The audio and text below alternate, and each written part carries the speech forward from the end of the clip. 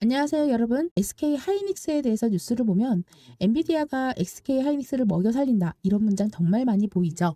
자, 겉으로만 봤으면 맞는 말 같아요. 엔비디아가 AI 반도체 시장을 씹어먹고 있는 현재 상황인 맞으니까요. 그 누구도 그 말에 대해서는 뭐 반발을 하지 않을 것 같아요. 거기에 들어가는 제일 주요 부품 HBM을 SK 하이닉스가 엔비디아에 공급을 하고 있죠. 네, 그렇기 때문에 그냥 조금씩 이제 시작이 아니라 대량으로 공급을 하고 있으니까요. 그런데 오늘 이 구도를 완전히 반대로 뒤집어 볼 거예요. 엔비디아가 SK 하이닉스를 살려주는 게 아니라 SK 하이닉스를 선택하지 않으면 안 되는 구조가 이미 짜여져 있습니다. 이 말은 제가 그냥 감으로 하는 게 아니라 실제 비즈니스 구조, 기술, 숫자, 경쟁 구도까지 하나씩 까보면 왜 엔비디아 입장에서 SK 하이닉스가 필수인지 끝까지 논리적으로 보여드릴게요. 첫 번째는 AI 시대 반도체 권력 피라미드에서 SK 하이닉스가 정확하게 어느 위치에 서 있는지, 그리고 두 번째는 엔비디아가 메모리 공급자를 고를 때 진짜로 보는 기준은 무엇인지, 그리고 그 기준에 가장 잘 맞는 회사가 왜 SK 하이닉스인지, 그리고 세 번째가 그렇다면은 앞으로 이 관계는 얼마나 오랫동안 유지가 될 건지가 가장 중요한 거예요. 왜냐, 그 밖에는요, 이 SK 하이닉스 우물 밖에는 삼성도 있고요, 마이크론도 있고요. 끝까지 따라오시면 아마 엔비디아가 요즘 하이닉스 먹여 살리네 이런 댓글은 두 번 다시 못 쓰게 될 겁니다. 바로 첫 번째 AI 시대 권력 피라미드부터 제가 한 번 더 설명해 드릴게요. 자, 간단하게 화면으로 제가 좀 설명을 해 드릴 건데, 자, 제일 1층에는 뭐가 있느냐라고 하면 클라우드 센터가 있습니다. 그리고 데이터 센터가 있습니다. 자, 그리고 거기 안에는 AWS와 마이크로소프트가 있죠. 그리고 애저 구글 클라우드, 우리가 이 AI 서비스를 실제로 돌리는 공간이에요. 그리고 두 번째 층에는 바로 엔비디아, AMD, 그리고 앞으로 나올 각 클라우드 업체들의 자체 AI 칩들입니다. 그리고 맨 꼭대기 층에는 바로 메모리죠. 특히 HBM입니다. 이걸 보고 많은 분들이 이런 생각들을 하세요. 야, 당연히 엔비디아가 맨 꼭대기 층으로 올라가야지 왜 2층에 있는 거야? 엔비디아가 왕인데? 메모리는 그 위에 얹은 부품 아니냐? 근데 이 구조를 어떻게 갈아 끼우기 어려운 기준으로 단지 다시 한 번 더 이야기가 달라질 거예요. 자, 보시면 여기서 데이터 센터, 클라우드는 돈만 있으면 싹 다 바꿔 키울 수가 있어요. 구글 쓰다가 이거 쓰다가 저거 쓰다가 시간이 오래 걸릴 뿐이죠. 이론적으로는 다 바꿀 수가 있습니다. 그렇다면 GPU? 물론 엔비디아가 워낙에 앞서 있어서 현실적으로는 대처하기가 쉽진 않지만 AMD도 있고요. 그리고 구글, 아마존, 메타가 직접 만든 칩들도 하나둘씩 나오고 있습니다. 그런데 HBM 메모리는 어떻습니까? 어떻게 생각하세요? HBM. 지금 이 순간 엔비디아는요, AI GPU에 들어가는 3세대, 4세대 HBM을 대규모로 안정적으로 제때제때 뽑아서 납품해줄 수 있는 회사가 전 세계에 몇 군데 안 된다라는 것이죠. 더 중요한 포인트는 바로 이겁니다. GPU 아키텍처와 HBM은요, 그냥 케이블 선만 갖다가 꼽는다고 해서 엮여가지고 연결해서 들어가는 게 아니에요. 쉽게 말해서 엔비디아가 자체 차세대 GPU를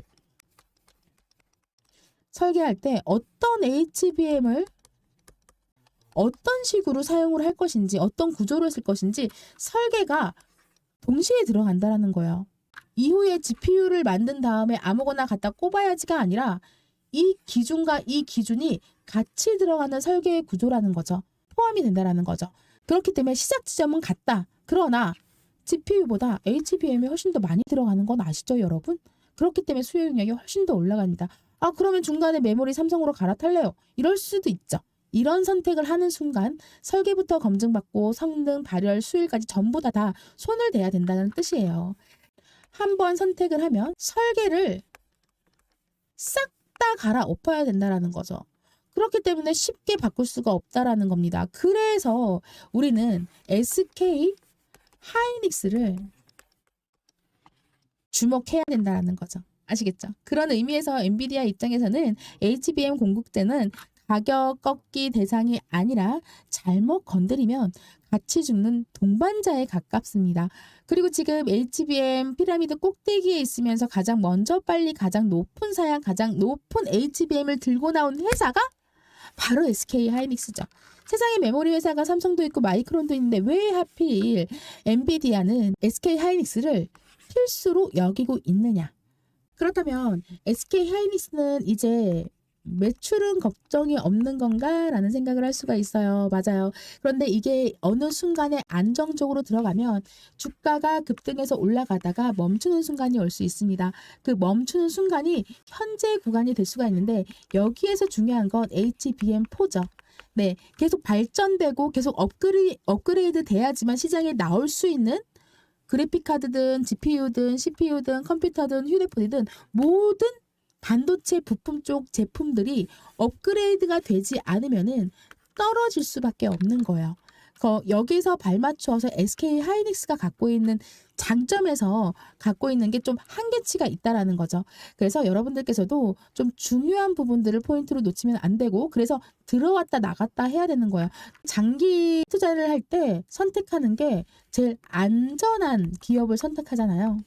자, 장기 투자를 하면 뭐 1년이 아니라 뭐 한 달, 두 달, 1년이 아니라 적금처럼 10년, 20년을 넣기 위함이에요. 그죠? 자, 10년, 20년을 넣기 위함은 아니다. 아니다라고 저는 말씀을 드리고 싶어요. 그러나 지금 현재로서 SK 하이닉스는 100만 원의 값어치가 충분히 올라설 수 있다라는 거죠. 그래서 여러분들께서도 선택해서 매수하고 매도할 때 안정적으로 선택해서 매수하고 매도하는 게 무엇보다 가장 중요합니다.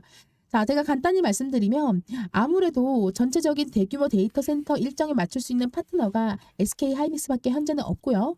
물량을 끊이지 않게 공급을 해주는 OK 사인이 언제까지 주세요, 언제까지 주세요 하는 OK 사인이 바로바로 그때 나올 수 있는 게 바로 SK 하이닉스라는 거죠. 자, 지금 이 세 가지 동시에 모든 맞추는 회사가 현실적으로는 이 SK 하이닉스가 제일 앞서 있는 상태입니다. 그렇기 때문에 엔비디아랑은 영원히 엮여질 수밖에 없을 것 같아요. 그러나 재료 부족, 모멘텀에 대한 소진. 그렇다면 주가는 어느 정도 올라갔던 거를 회수하고 한 못해도 이 정도까지는 밀리지 않을까 싶어요. 네, 45만 원 선까지는 우리가 장기로 봤을 때는 뭐 물론 지금처럼 이렇게 확 올라갔다가 확 꺾이는 건 아니겠죠. 확 올라갔다가 확 이런 식으로 똑같이 한두 달 만에 확 꺾이는 건 아니겠지만 장기적으로 차근차근 꺾인다라는 겁니다. 그래서 지금 매수하면 안 된다라고 저는 말씀을 드리고 싶어요. 그러나 꺾여서 내려간다라고 하더라도 중간중간에 이런 파동을 그릴 수가 있다라는 거죠. 그쵸? 중간 꺾인 사이에서도 중간중간에 파동, 떨어지면서 올라가는 파동, 떨어지면서 올라가는 파동, 떨어지면서 올라가는 파동, 떨어진다고 해서 무조건 떨어지는 건 아니거든요. 자, 여기에서 보시면 헤드 앤 숄더 위에서 올라가는 구조, 헤드 앤 숄더 밑에서 내려가는 구조, 그 다음에 다시 올라가는 구조죠. 자, 1년 동안에 SK 하이닉스가 지금 여기 2024년도에요. 2024년도 1년 차트입니다.